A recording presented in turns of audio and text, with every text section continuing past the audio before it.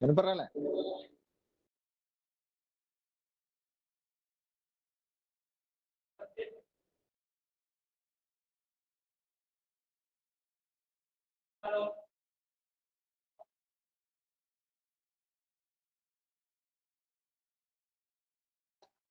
లేదు లేదు, నా వాయిస్ వినిపిస్తాను మీకు.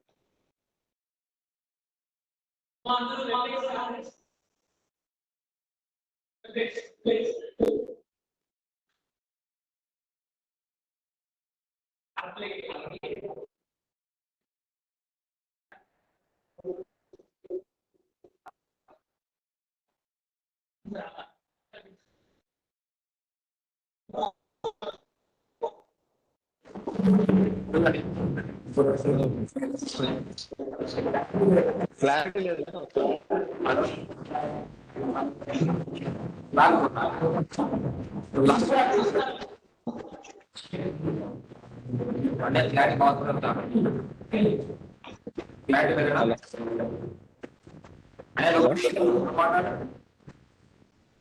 హలో,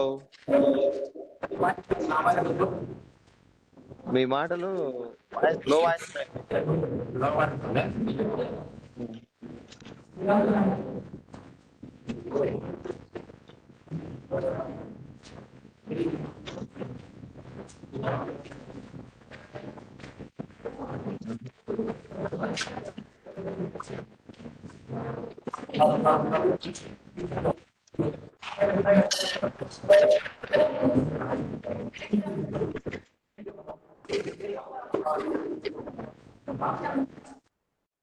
హలో,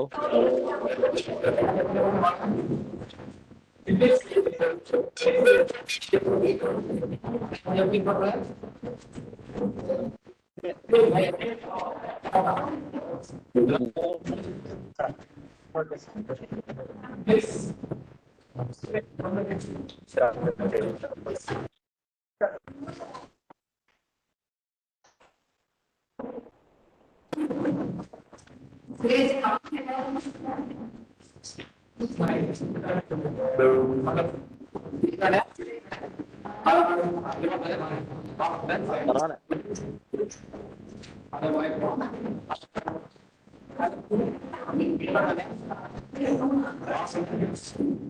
బాగా గరగర గరగర అంటానే ఉంది.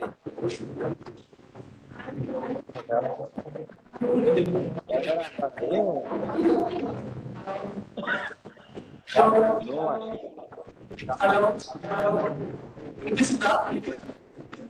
ఆయన పడతానే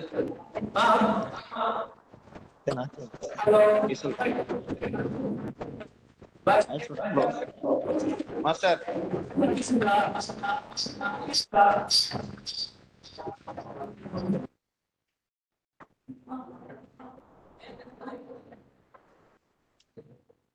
automatic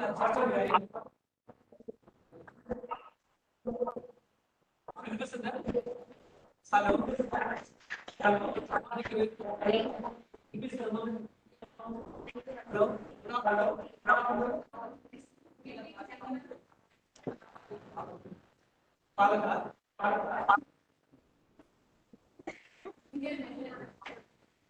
hello, clearly voice speaker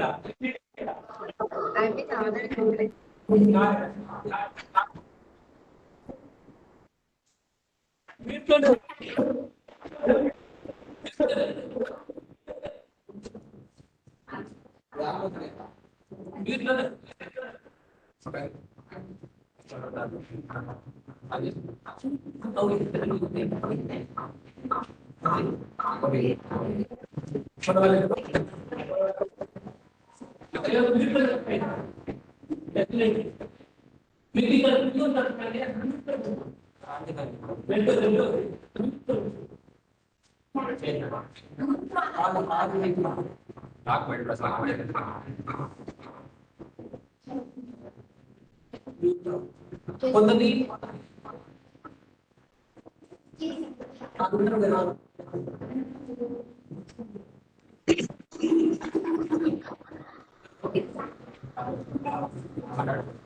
hello clarity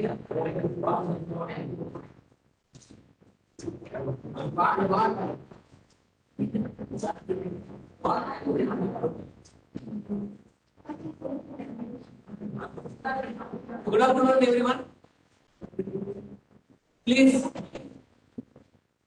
open your Webex.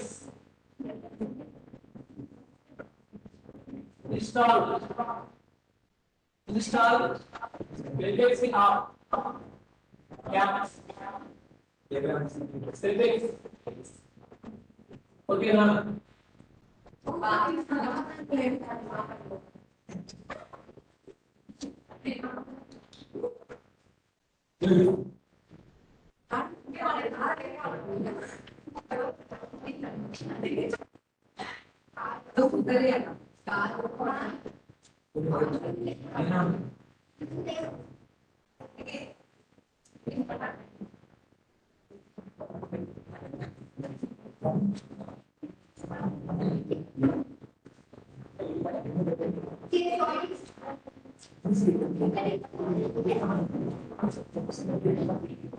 Hello.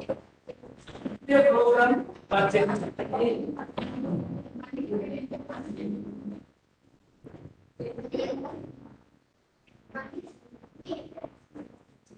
Every year budget before the introduce of economic survey. What is economic survey?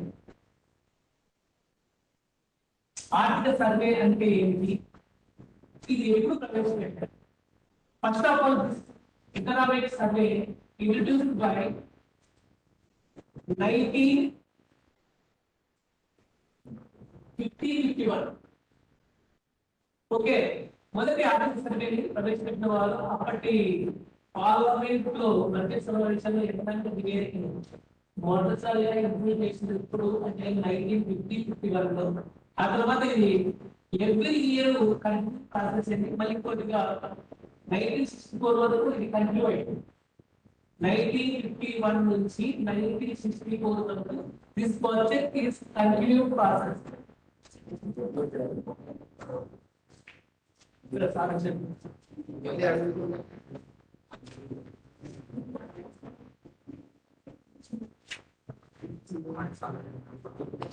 Sir, good afternoon, sir.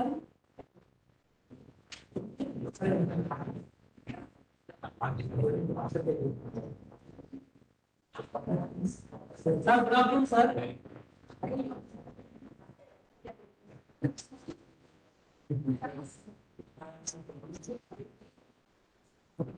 Yes, good afternoon. Good afternoon. Sir, yes. Are you getting my voice? Yes, sir. Yes, sir. So you are comfortable with me?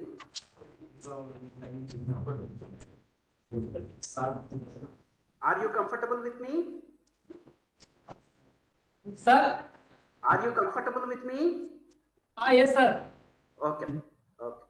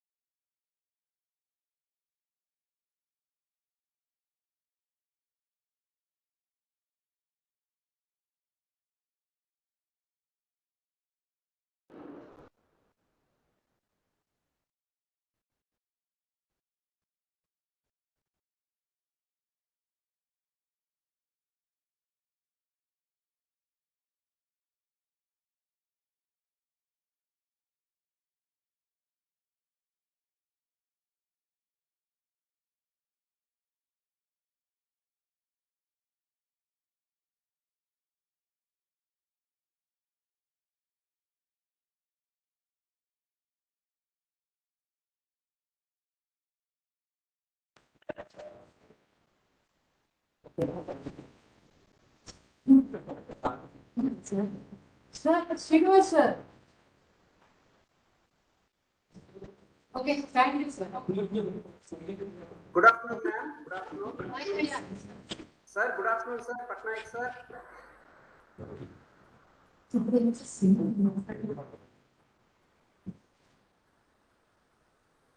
Sir, shall I start? Yes, ma'am. Yes, ma'am. Please.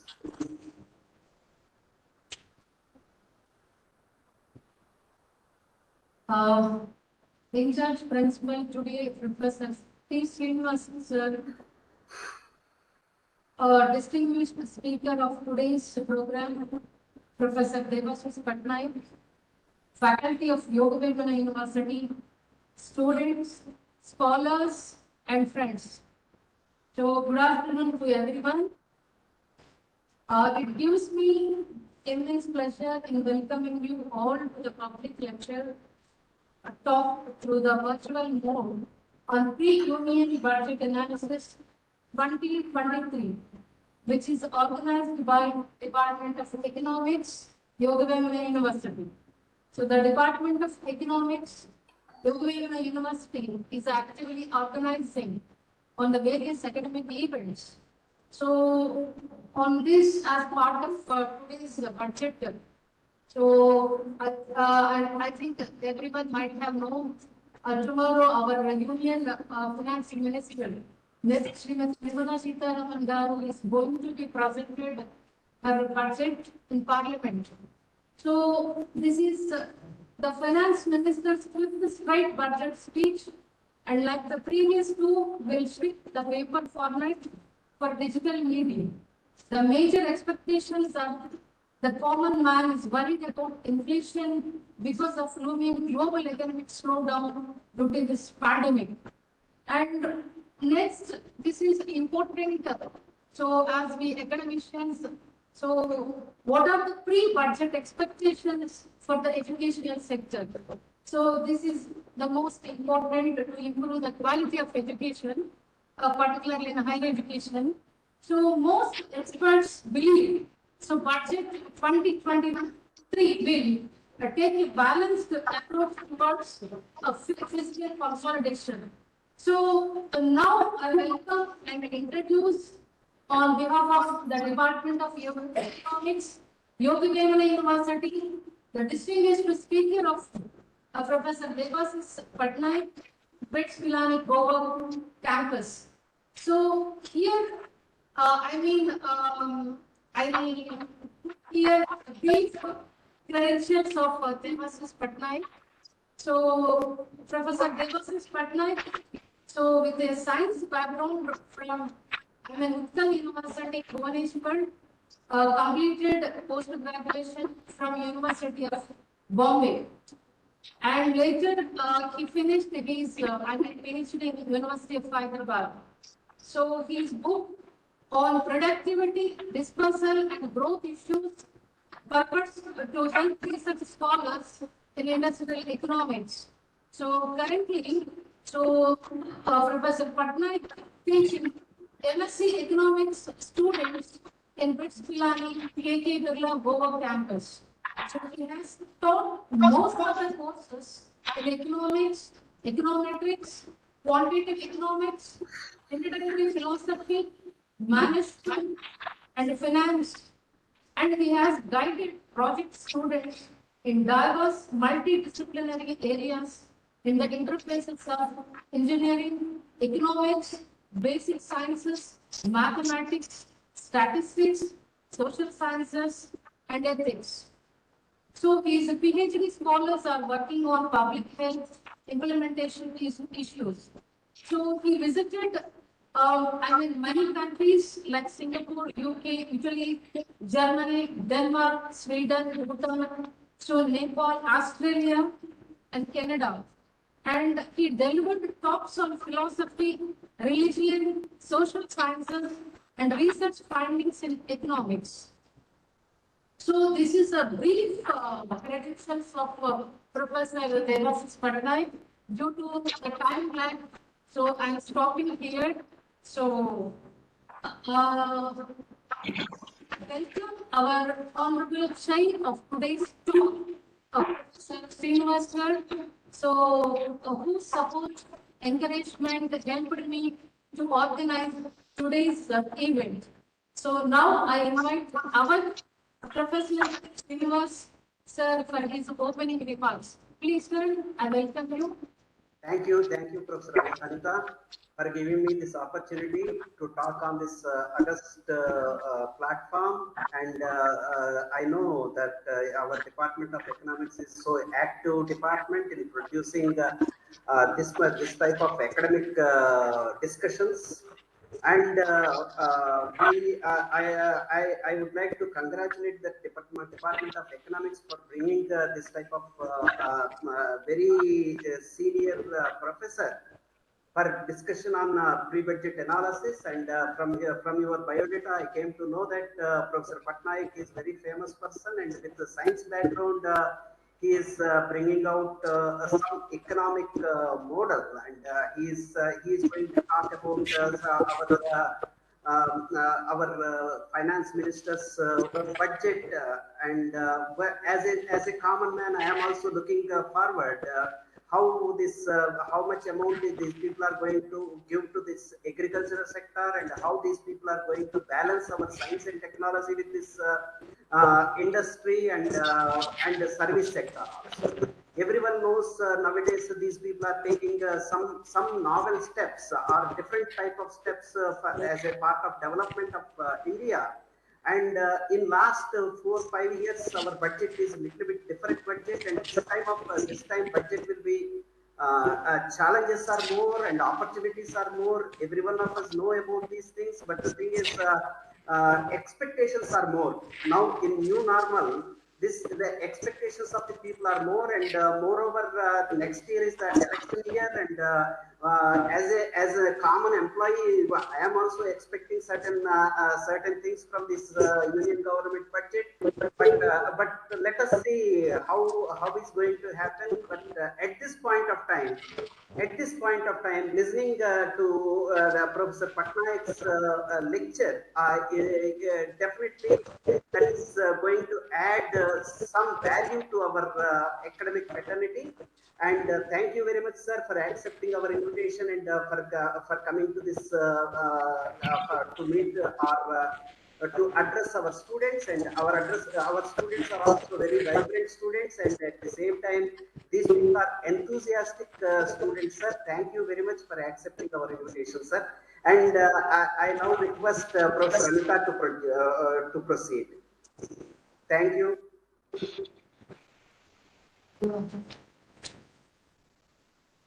Sir, here, I mean, there are students of various departments have gathered. So you can see, I mean, they're all, I mean, sitting in their respective classrooms. Yes. So, yes, sir, you can see, even I'm communicating, so there was this Patnaik sir also. So there are students who are sitting in the, I mean, in the various classrooms in respective departments. And one of my colleague, Professor, I mean, Dr. Sudarshan Reddy sir is also there. I welcome you, sir. So his area of specialization is public finance. And other my colleagues, Dr. Ganesh Naik, and Dr. Sita, Dr. Ravi, and Dr. Balaji Naik, and the department also sitting over here. And on my behalf of, I mean, Department of Economics and Yoga University, I welcome you, sir, for I will give a talk today on pre-union budget analysis 2023. So, welcome you, sir, Professor Patnaik, sir. Yeah, good evening, Professor Anita, Sir Srinivas, Professor Lakshmi, and Professor Sudarshan. So it's a privilege to all of you. And I see a function with different classrooms, with different sets of students. However, I must also disclaimer that I was just coming from my class. I had no plan or thinking that I have to make a quick presentation to intelligent audience, and all of a sudden, when I had more meetings in the evening, so I was just wondering how to speak. However, when I switched on the TV, the President Murmu was talking about the pre-budget situations and India's at the moment, and how we should be looking to the years ahead. And then just before this meeting started, I think it must be continuing. Mr. or Dr. Ananta, he is the secretary. He was addressing a press conference. He made a presentation on economic survey. Economic survey, which was recently, that was 2023 economic survey, and he was highlighting some of the positives that economy has, and so I was wondering where all these things in my quick presentation today. Considering that it's a mixed audience, I would believe that there will be economic students and non-economic students, and of course the esteemed academic there. I thought I will put a few perspectives before you, rather than directly going into what type of budget you expect. So if you say that, we should be thinking into what type of budget we should expect, then there would be a common man's point of view, and there would be what Dr. Anita said, educationist point of view, and there would be those sectoral point of view, and there should be points of view considering our performances of the past, considering the pandemic which has just ended, because the economic survey chapter 1 said the pandemic has ended. So we have already recovered. So we did not buy into that argument fully. We can say maybe the worst is over because we have all opened up, even though we are having or continuing our previous years practice of having an online meeting, which is good.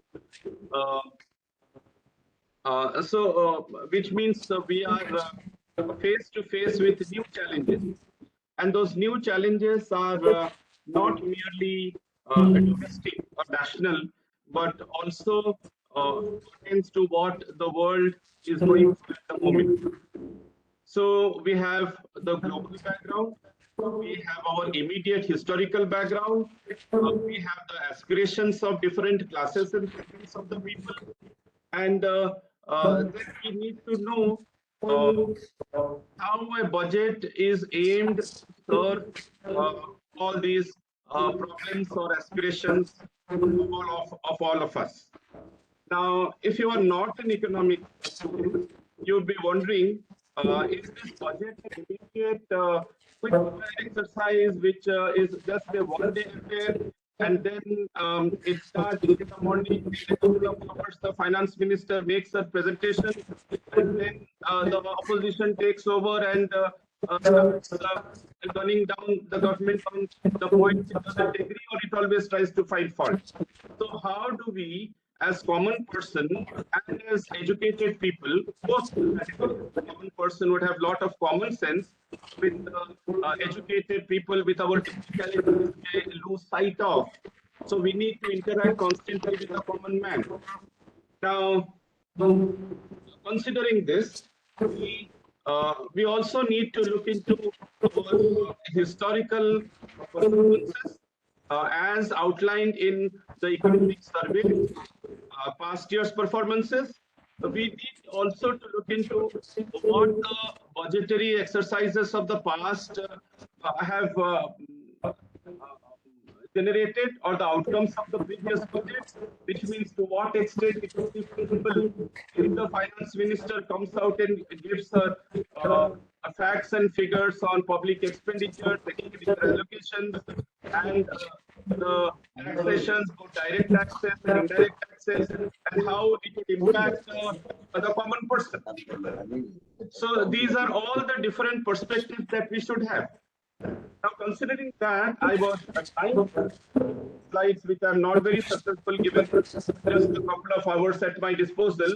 I would suggest those slides if it is if you're able to see or access any of those slides.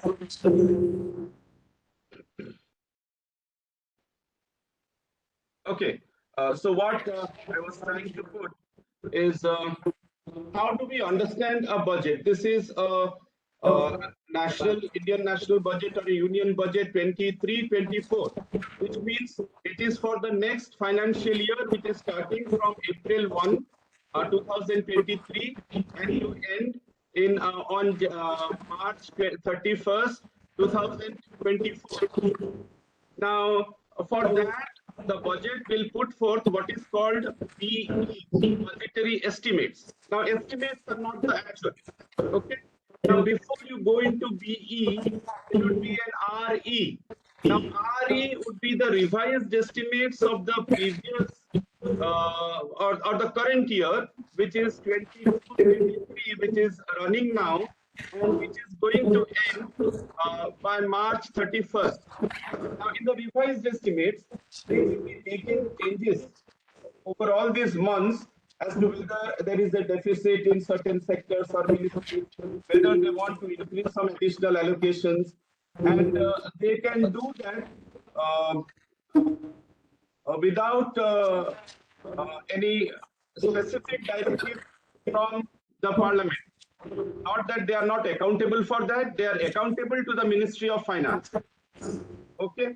Now, I thought it would be interesting if you can have a quick understanding about how this budget is formulated. Should I go into that? I mean, is it necessary, Dr. Ravi, or should I quickly go into other aspects? Am I audible? Am I audible? Yes. Yes, okay. So the budget preparations go through phases like preparation of a budget, how a budget is enacted, how it is to be executed, and the parliamentary control. Is my slides visible? No, sir, no, not visible. So do I need to make it visible, or I can read out a few points? Slides is not visible. You need to access the slides, or I will just pick out a few points and discuss, because I don't know. Can you please show the slides then? How do I do that? That is what I'm asking.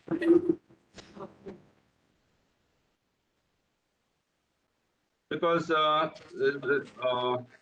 move a meeting to mobile, copy meeting link. I mean, how do I do that? Anybody there? Any technical person help me out? If I say it is share, okay. Let me see. I'm clicking on sharing. Now is it visible? Yes, you can. Okay. Let me see.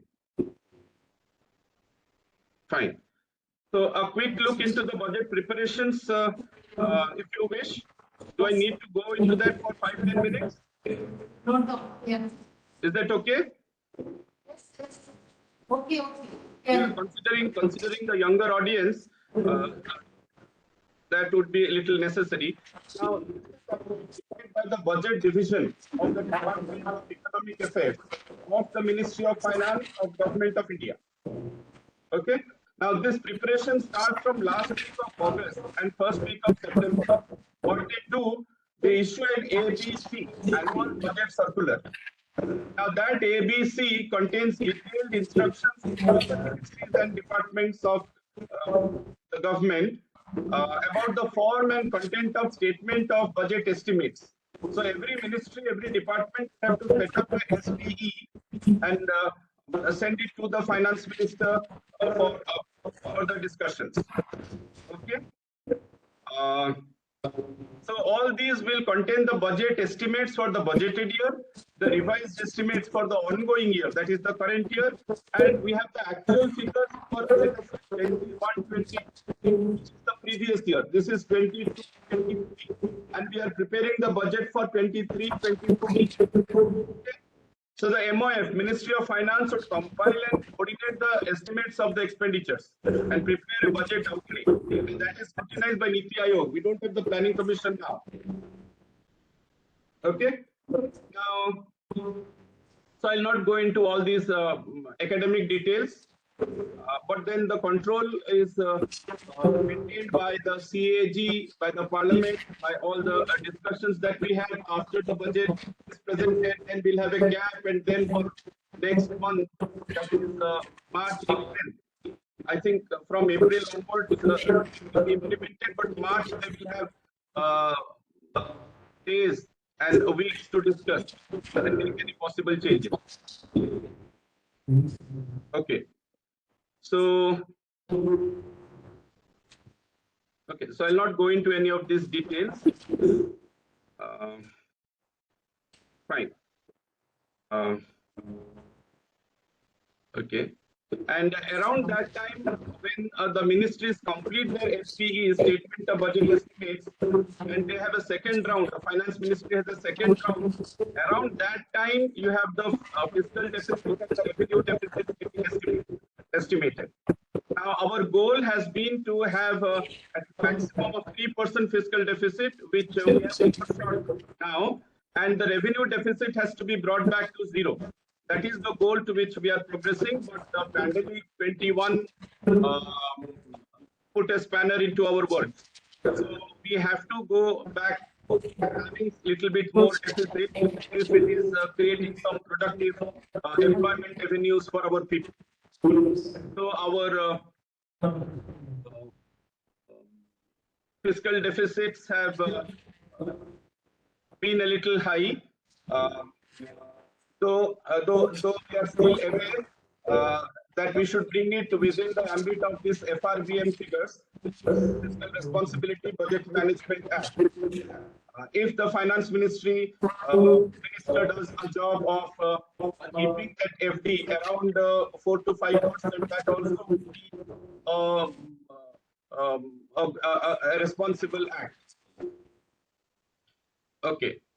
So after all this, now all these budget proposals are put in the form of finance bills and appropriation bills, which are all money bills, and it requires the assent of the President under Article 113 and 117 before you place it before Parliament.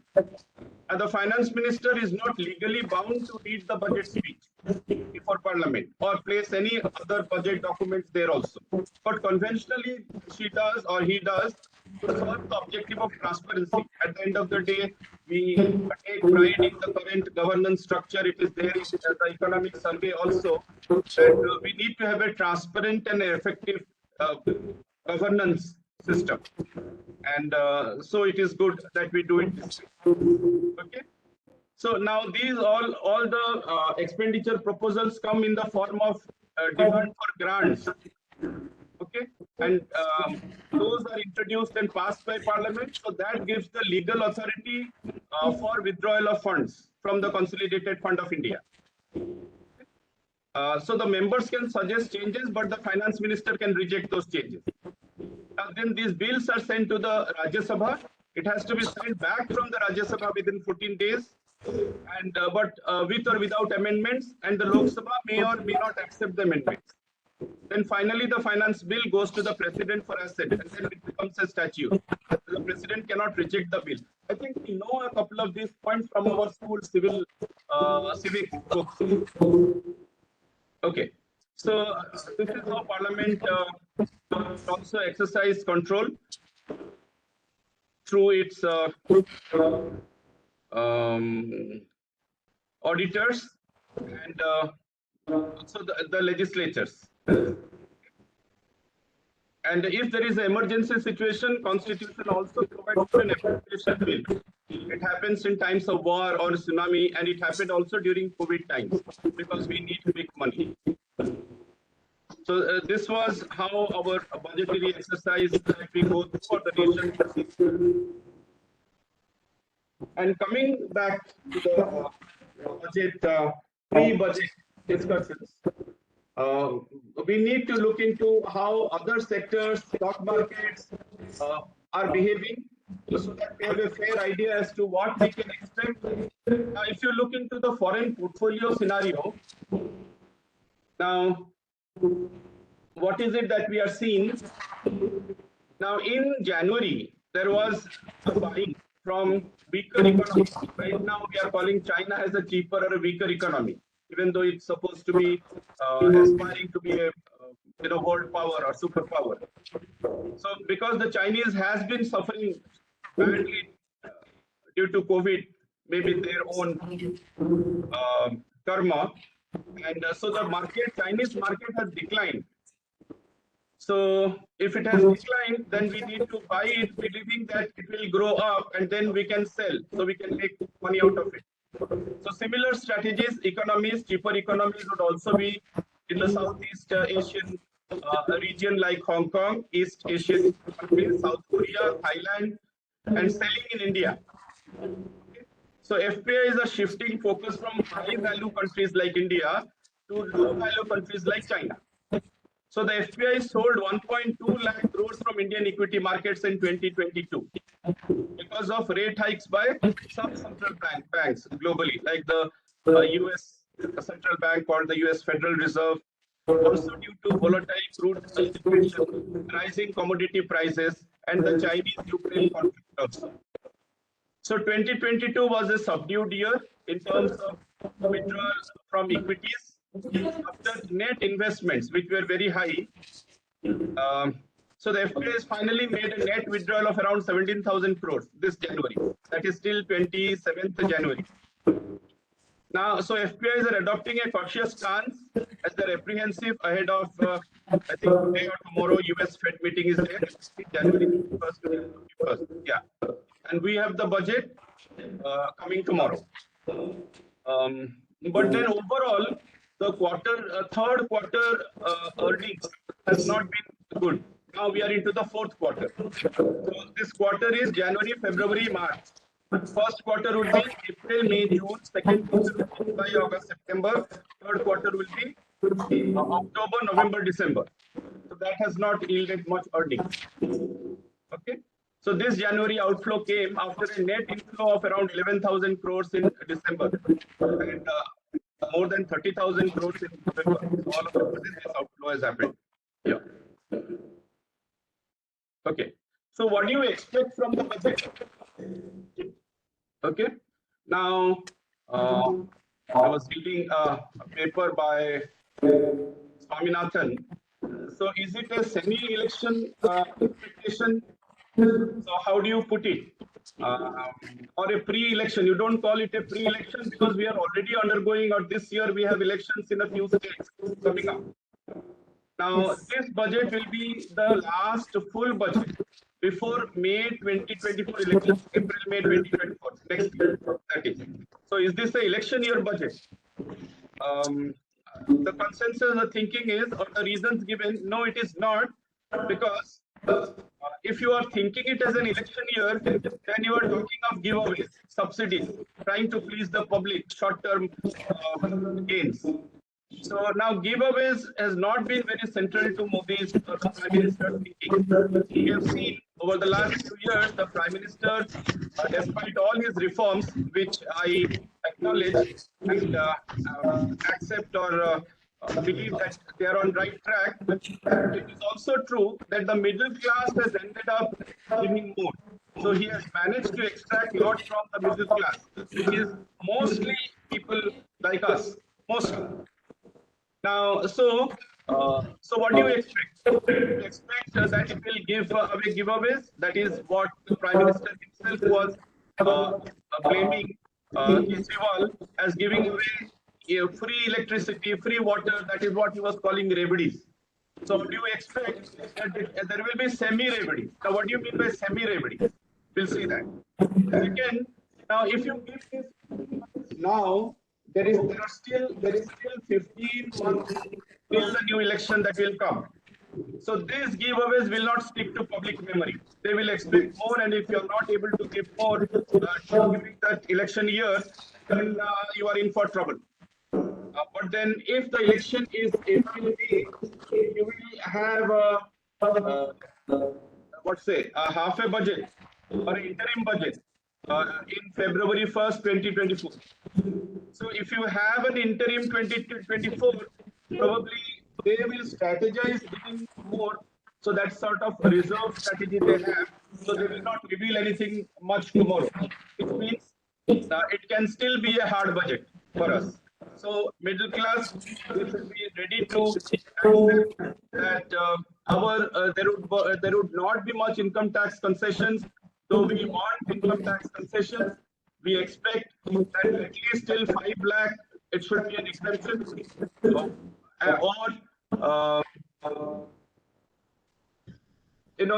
less. Okay. Cottage.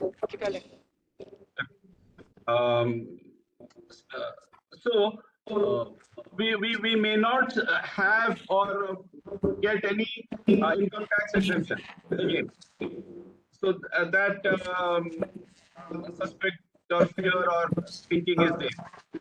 So now what we are seeing, we are calling it a semi-election because we have state elections 8, 9, 10, 7. So there would be possibly again there would be subsidies coming. And if subsidies are coming, then are we going to see fiscal discipline being maintained? Those are the questions. So fiscal discipline being maintained means our deficit should be low. So as we said, FRB told us that it should be below 3% FD, fiscal deficit. So we have overshot that amount because of pandemic and other issues. Probably we will still see an FD around 5.6%.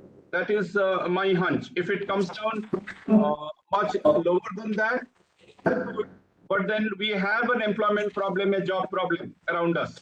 So that has to be taken care of, whether elections, semi-elections or no. So let us see, the government can be held accountable or criticized on those counts also.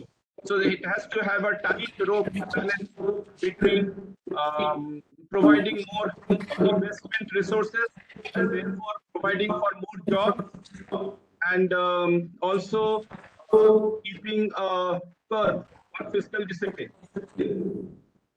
Now, there is an additional problem, even though agriculture had been doing well, and that too also during pandemic 2021, if you remember, it is the agriculture and the stock market that saved us. And yet, if you see globally, there is a food crisis. So food growth, agriculture growth is not moving beyond 1.4, 1.5%. And we are largely due to energy crisis and also Russia-Ukraine war. So considering that situation, what should be our approach for security and employment? So we need to look into Prime Minister's Kisan Rozgar Yojanas. And maybe midday meals with more nutritious food, say eggs, for example, in schools, that would be necessary. We need to increase our Manrega, MGN, Mahatma Gandhi, NREG allocations. Now, last year also those allocations had come last budget, but then considering inflation, it was pointed out that those are nominally higher, but in real terms it was lower. So can we afford these type of semi-reveries, as we have got? In fact, we have defined semi-reveries here. It's like a little money illusion. Now, what would be that money illusion? So when you are thinking about central or allocations or taxing people, voters do not consider inflation. That is how the authorities, the ministers, the decision makers, the finance ministers would think. So what they would do, they would increase the money or nominal value of benefits, but those benefits should actually be less than the rate of inflation, which means this would enable the budget to offer seemingly higher benefits, which are not actually big benefits, because they are actually in effect lowering them in real terms. And this is what is being called simulation. Okay. Now, so food security and employment is one area which one has to have an eye on. And for that also, there needs to be change in our federal thinking. And this thinking is there in the government. Say, for example, resource allocation or distribution through the finance commissions is happening from the center to the states. Now, from the states to the local bodies, to the panchayats. That is one important step which we should be looking into, because normally we say our job is over when we are looking from the center to the states. That is enough. That is not enough if you are looking at a total change in our political democratic exercise, where the current government is saying that we don't believe in family groups. We need to develop leadership from the basis. And if you want to develop leadership from the basis, then you have to have effective leaders. Leaders who have to be good at the panchayat and the ward level. And for that, they would need resources for the people. So if our corruption index is high and we are high on those indices, then it's a problem. Then we will never be able to develop our society or economy. So apart from keeping an eye on the type of allocations that should be happening to sectors, we also need to look into past years, previous years, implementation that would show that things are moving at the grassroots level. Because my little understanding is the Prime Minister is very strict on corruption. That is obvious. However, this is also true because my students are there at various levels, so I would have first-hand information I will not be revealing to you here. There is a great amount of corruption in various ministries under the Prime Minister's nose. So no country would be able to eradicate corruption totally. But then, if we don't do that, then we are in for trouble. Okay. So this is how we are looking at food security, employment, and implementing Manrega through these local level initiatives, and also trying to energize, empower urban local bodies through urban employment programs. So this is relevant considering the high unemployment levels which we are seeing. For example, during COVID, we saw those large masses of people coming back to their homes, and we dreamt that our people from the rural areas would again not like to go back to their previous jobs. So can we have a rural development model in a very strong way that at least people are able to stay in their own villages and then access? Now, this remains a dream. It is not so easy. We can plan for these things, but unless we have a strong education system, which Dr. Alika was pointing out, so she talked of higher education level, we need to look at the education structure, which has been thoroughly devastated during COVID. And in fact, children's basic reading ability dropped 2012 levels. And we have seen even in higher education, we enjoyed online teaching, all right. But then the students believed that there is no substitute for face-to-face discussion. That was one. Second is, the problem we faced was in evaluation and students' exams. So that we could not stop. Even though we have talked, they said it was full. I would not know. So these are the challenges before us at the education level also, because we are talking of school education. Now, schools were shut for 18 months, more than around 1.5 years, from March 2020. So that was a severe loss across all age groups. Now, if we have to recover from this learning loss, you need to bring education to the doorstep. Tamil Nadu has done something where it employs 2 lakh community volunteers, preference being given to women, and provided after school remedial camps to 33 lakh students. So similarly, the Prime Minister also believes, and I think the intention is expressed now that every person going towards a graduate degree or aspiring for a graduate degree has a social responsibility, social obligation of making 5%, at least 5% literate, and they will be awarded credit points for that. So in our type of institutions, say, we also have this system where our students go to slum areas, and then we have children from non-teaching staff and other nearby areas, they give education. But it is still not credit-based. They are not getting any academic credit for that. So these are the ways in which education sector can be thought into. Similarly, if any other point, okay. So investing in such programs nationwide can improve women's labor force participation, which has dropped since COVID.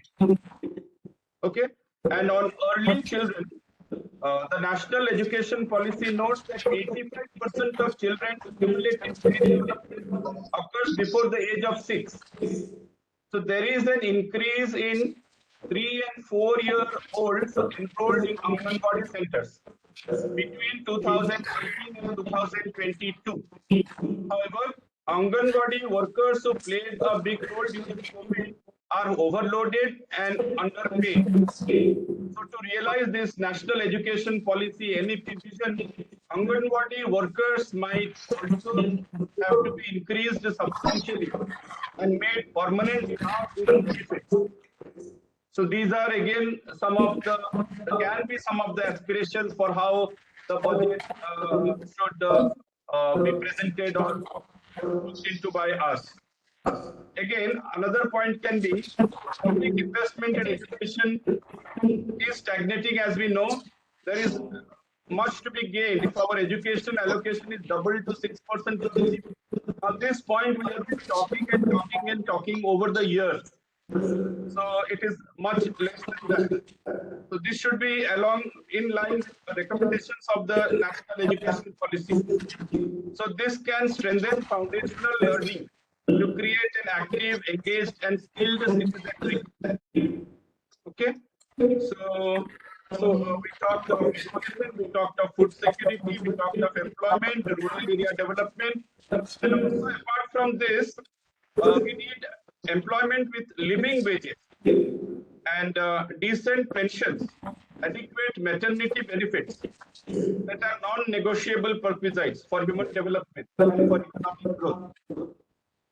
Okay, I still have one more component on health. I've written down something and I have put in slides. Okay, so to go a little bit into this semi-reveries concept, this can happen, we can keep an eye on that. Now, if you are taking a Prime Minister's Kisan scheme, that was before this 2019 elections, it was launched. Now, it offered a cash grant of 6,000 rupees per annum to each farm-owning family. But the pioneers, like in Telangana also, they had started this in 2018. And you would be well aware, they called it Rutu Bandhu. Now there they were giving a grant of 5,000 rupees per acre for cropping season farm owners. And even in Odisha, they had a Kalia scheme, KALIA. They were offering 4,000 rupees, not just farm owners, but also to tenant, sharecroppers, and to landless laborers. Okay. Now, similarly, the Congress had also offered 72,000 per acre to each of the poorest families in 2019 elections. Now, in the 4 years since its launch, inflation has eroded its real value by 30%. So the finance minister can raise PM Kisan to say 7,000 in 2023 and to 8,000 in 2024, just to give some feasible figures.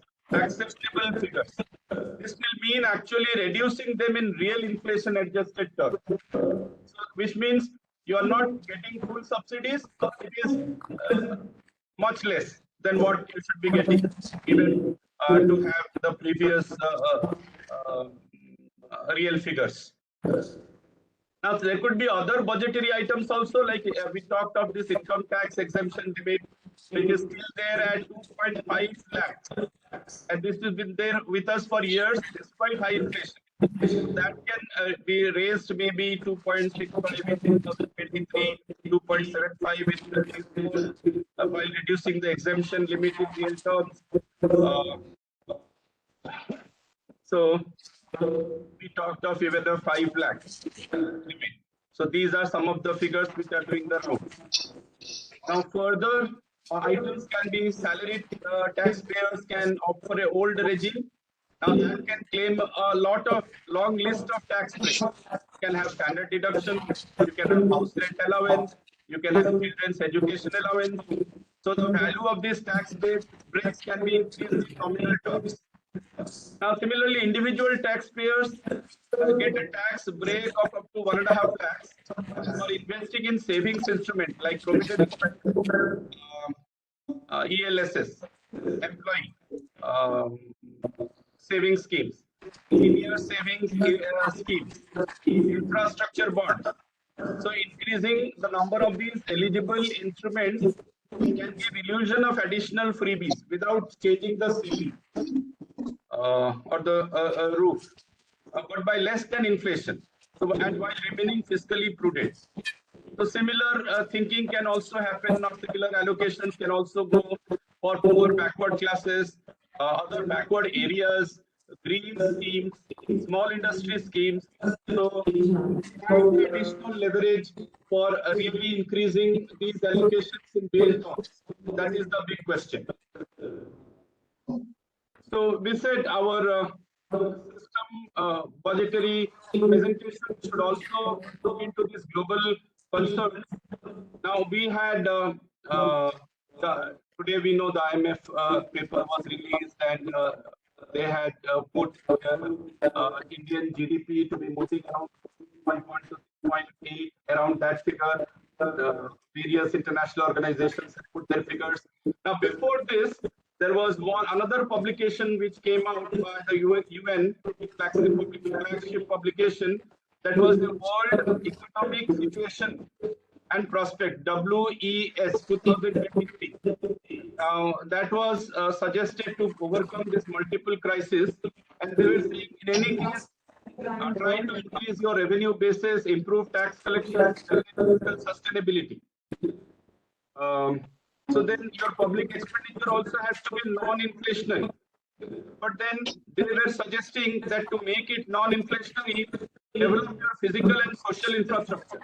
But then we also know from basic economics, that is for all our students, that infrastructures, long infrastructures will have high gestation periods, and so scope for more inflation in the immediate term.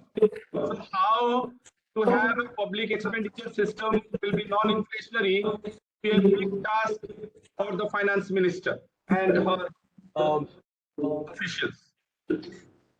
But then these public expenditure at least can ease many of the global supply side constraints. We were told by Dr. Anand today while presenting the economic survey that exports have got reduced at the moment. So we will have to see how we can ease those constraints, supply side constraints. And most important, which the entire opposition is crying loud, that we have to provide jobs. That has been the biggest hit. In other words, hit badly during the pandemic and continuing. That is the biggest challenge. So then, given all these constraints, global constraints, gestation period constraints in infrastructure, job constraints, how do we prioritize public expenditure in India? So what type of strategic approach government of India should have to redirect public expenditure towards sectors with higher fiscal multipliers and better targeting of vulnerable groups. Therefore, Manrega is taken as one target group. So India's constraints are many. We look into administrative machinery at states and center, that would need improvement. So delivery mechanisms need to improve, which means only through that efficient functioning, optimal utilization of manpower would be other areas. Optimum utilization of manpower and development of right manpower, which means development of education, which means Prime Minister's vision of reskilling India is not an easy task. Have they involved the private sector, the private engineering institutions to reskill people? I have not seen much efforts in those directions. My experience over the last 2 to 4 years is not very encouraging. Digitalization, it has been happening. This report, WES, also talks of digitalization to reduce tax avoidance. Our digitalization effort, to the extent that I am aware of, has scaled, has brought about some improvements, and it is also inclusive. But has it brought about reduction in tax evasion and tax avoidance? Today, official said yes, it has done that way. That tax avoidance and tax evasion has decreased in Indian situations. So that is one area where further research needs to be done, at least through counterfactual type of methodology. Similarly, there can be strategic public investments in education, in the area of health, digital infrastructures, new technologies, climate change mitigations and adaptations, which are offering higher social returns. Now, these will accelerate even productivity growth, economic productivity increases, reinforce resilience. So we need to be self-reliant and resilient in the sense of bouncing back from difficult situations, challenging situations, both economically, socially, and environmentally. Now, when we are talking of public investments in health, how do we approach that? So I was trying to note down points. Let me see if I'm able to put it before you. Yeah. So now this health sector is seen as a key area for nurturing human capital by increasing social protection for informal sector workers. Okay. Now your informal sector comprises of almost, as many critics would say, 90%. If we have to believe the Prime Minister, we would say it is still, he said that formalization of the economy has happened to the extent of almost 10-20%. So at least 70% of our people are still in the informal sector. Now, critics would start at a 90% level, but then these informal sector people have been contributing up to 50% of our GDP. So no budget can escape or can avoid that. And during pandemic, World Bank reports, you can say it is a little biased, but then the figures are this: 2020 COVID situations, at least 4 out of 5, which means almost 80% of our informal workers moved into poverty. Government figures will tell us, show us less, that we have been able to stall people moving much into poverty. So you will have to look at it by your own independent research. What exactly would be the scenario post-COVID? So if employment rate of employment increase is decreasing or not increasing at the adequate rate, then poverty scenario is okay. So we need to keep an eye on that. Now, so here, okay, let me see. as per the survey, economic survey figures, India still ranks, its rank is 179 out of 189. So at a very low state in prioritizing health in government budgets. India's public expenditure, that is Union and states combined on healthcare, would be just 1% of GDP.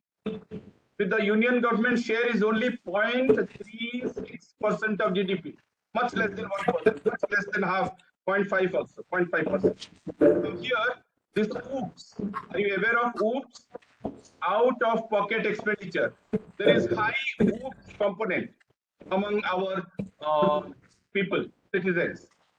This high OOPS, one independent researcher report, puts the estimated figures of around 6 crore Indians being pushed into poverty annually. Maybe a high figure because pre-budget, pre-2020, pre-pandemic discussions, we believe that we had come down below 30%, 25%. 6 crore is a very high number to me. But I'm putting it because these are the ranges within which we have to exercise our thinking minds. Which means, again, going back by the researchers' figures, for every 10,000 people, India has only 14 hospital beds and 23 healthcare workers. Those are very, very, very dismal figures. If we look at government data, the figures are much better. So now these factors, low hospital beds, low healthcare workers, this together resulted in India having one of the lowest hospitalization rates in the world. Now, Ayushman Bharat, initiative of this government. Ayushman Bharat is a government insurance scheme. Now, this provides a coverage of up to 5 lakh rupees per family for secondary medical care and tertiary medical care. And it covers 10 crore poor households identified in 2011 census data. And its allocation in 22-23, it is the current year, was 6,000 crores. But the problem is, despite this big number, 6,000 crores, it is not able to cover primary healthcare, which is the bulk of our expenditure. Now, given the old data, eligible households are less, which means more households are subject to exclusions. So they are not able to get insurance cover. Now, if you follow another economist, a famous economist, Jean Dries, he says that this allocation amounts to less than only 200 per family per year.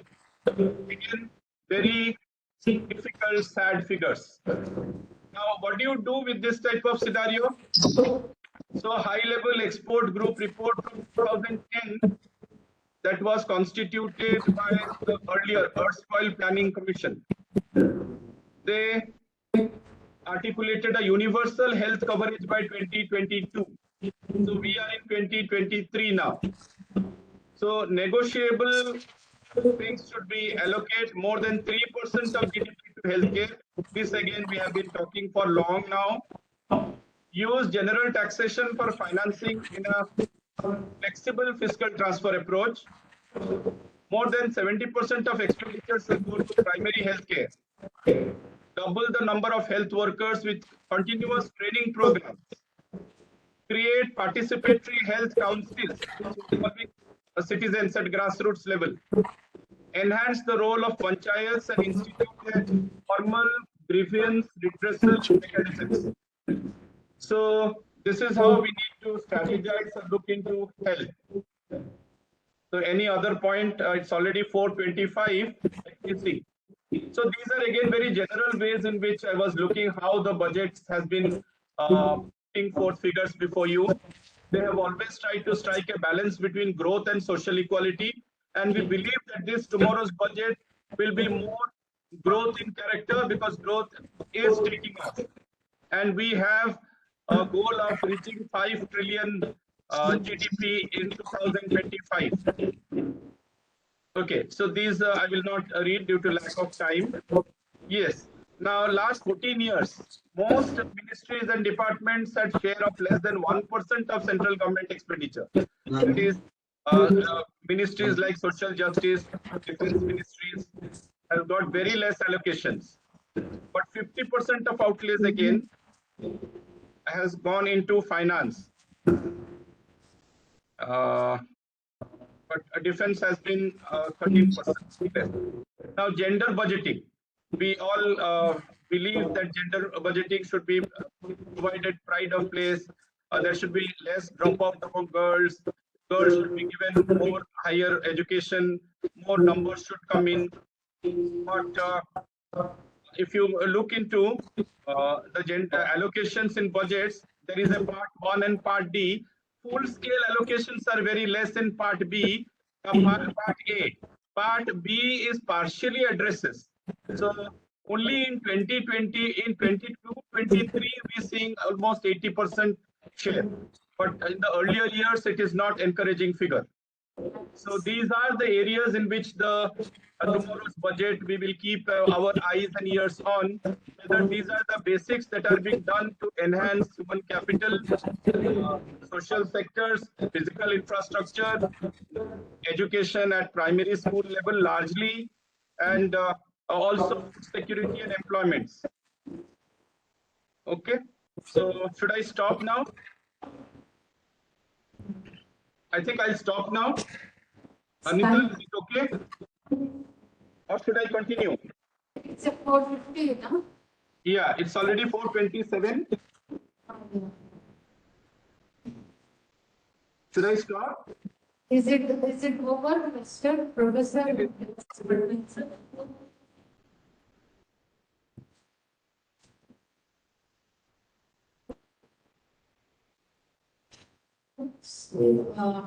Is there any questions from students?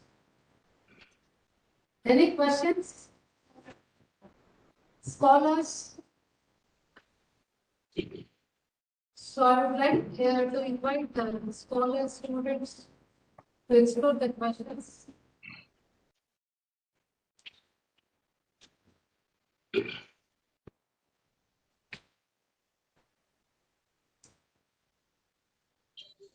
No, I think they are thinking deeply now. Give them time. Shall we start with it?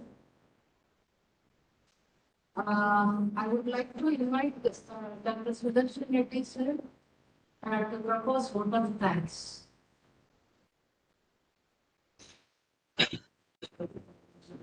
Good evening to all of you, sir. On behalf of the Department of Economics and myself, our wholehearted thanks to Professor Debashish Patnaik sir for accepted our invitation very shortly and delivered his in-depth presentation on pre-union budget analysis 23-24. Sir, you have covered all the areas or sectors of the Indian economy, and he printed all the figures related to budget and how the budget prepares, and FRBM and fiscal deficits, and also different issues related to union budget. Sir, once again, we are very thankful, sir. And our sincere thanks to Professor Srinivas, in-charge principal, Yogi Yamuna University College, for accepted our invitation and present this webinar. And finally, we are very thankful to all the participants of my department and other departments and faculty members also. So once again, thank you one and all. Thank you, sir. Thank you very much. So I would like to mention here one point. So actually, late hours I have communicated to our resource person, but even though for time being, and the tough schedule, 8 hours, he accepted our invitation. So thanks for that, and thanks for your support to strengthening the Department of Economics, Yogavemana University. So we are all thankful to you, sir, once again. Thank you. Shall we close? Sir? We can close here. Okay. Thank you, sir. Thank you, sir. Thank you.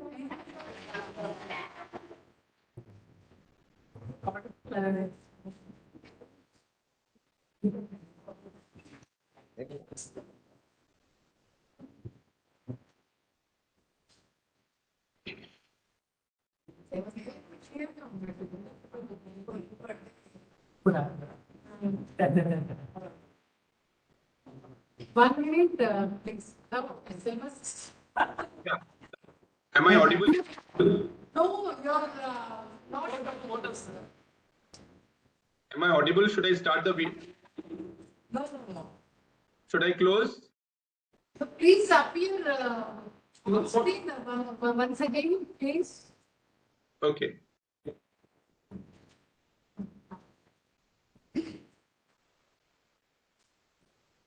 Sorry.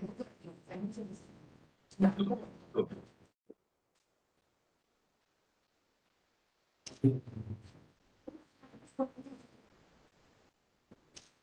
Okay, sir. Thank you. Sir. Thank